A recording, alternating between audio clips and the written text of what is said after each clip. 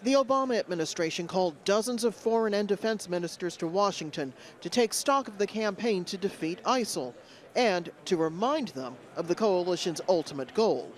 We can look forward, without exaggeration, to a time when Daesh is driven completely out of Iraq and Syria.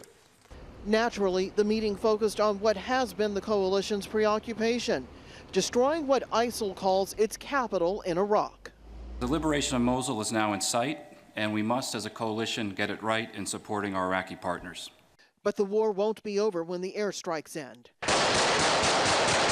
Large parts of Iraq and eventually Syria will have to be rebuilt and communities reestablished. Until this week, the UN Emergency Fund for Iraq had just $309 million on hand. That's about a third of what's needed for emergency food, housing, and medicine. The Iraqi foreign minister says he is grateful for the additional support. Yesterday, we achieved another progress with collecting $2.1 billion. This is a lot. Of course, more is needed, but what has been achieved so far is not little.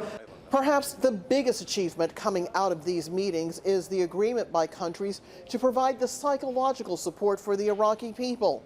Experts say that it will take years for the Iraqis to regain trust both in the government and in each other, and that the international community has a moral obligation to help them achieve it. Rosalind, Al Jazeera, the State Department.